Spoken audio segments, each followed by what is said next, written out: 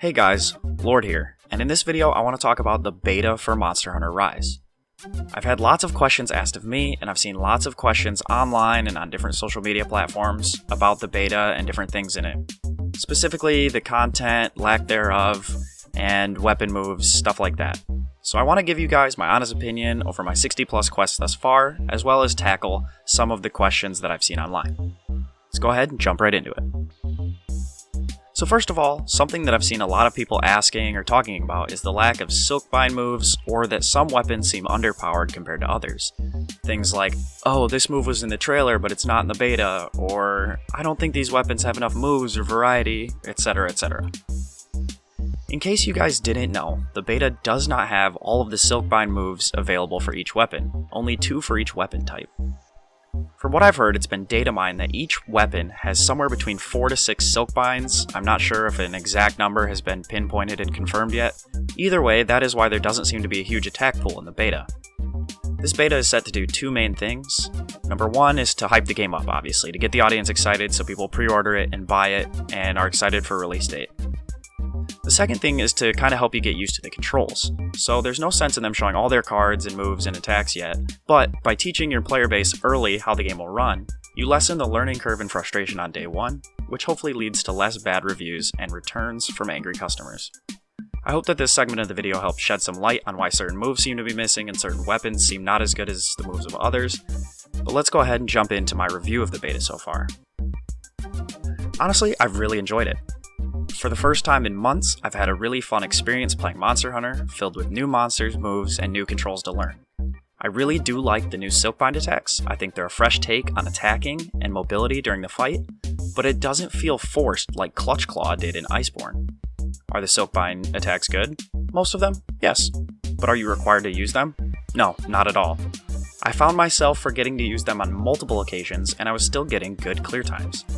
The silkbinds were relatively straightforward and well explained in the controls section of the pause menu, making them really easy to learn and try out during a fight. Each silkbind also, so far, has seemed to really fit the theme of each weapon very well, and none of them felt out of place or clunky.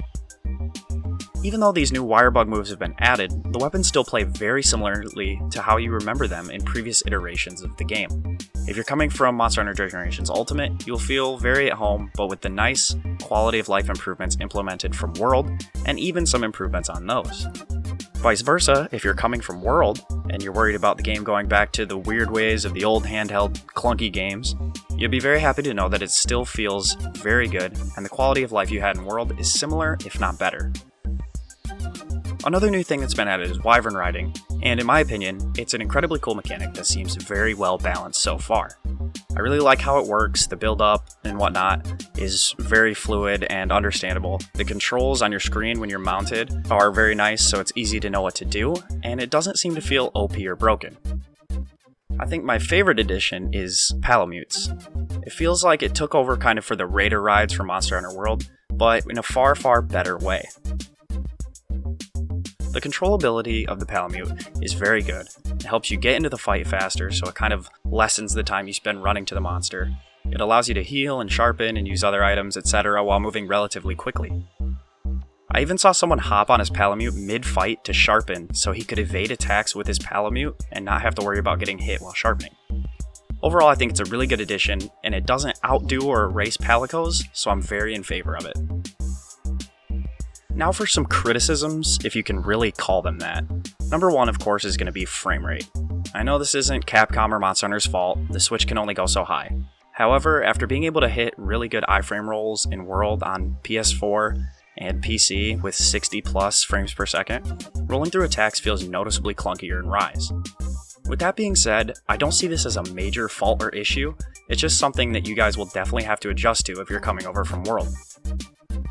I also spoke earlier about how much I did like Wyvern Riding, however, it does kind of feel a little bit forced. If the monster goes into a rideable state, and you hit it at all, you'll instantly mount the monster. Now I know that for 90% of the player base, this doesn't really matter. However, as a speedrunner myself, I really can't help but think of the implications that this could have on times, and especially on how TA rules will work. Obviously, like I said, this won't affect most people, and most of you won't really care. It's just something that I personally think about and am curious about. So these are really my only issues / concerns so far, so I would say that things are looking really good for Rise. The second beta is set to release sometime in early March, and similarly to how the second Monster Hunter World beta included an Gigante quest, the second Rise beta is set to include Magna Malo as a playable quest. I eagerly am looking forward to that, as I'm sure you guys are as well. If you guys did like the video or it helped you understand why things are a certain way in the beta, please consider leaving a like or even subscribing to the channel, as I'm going to be covering tons more Monster Hunter Rise content, especially once the game releases late March. With that being said, I hope you guys enjoyed the video, I wish you all a good day, and happy hunting!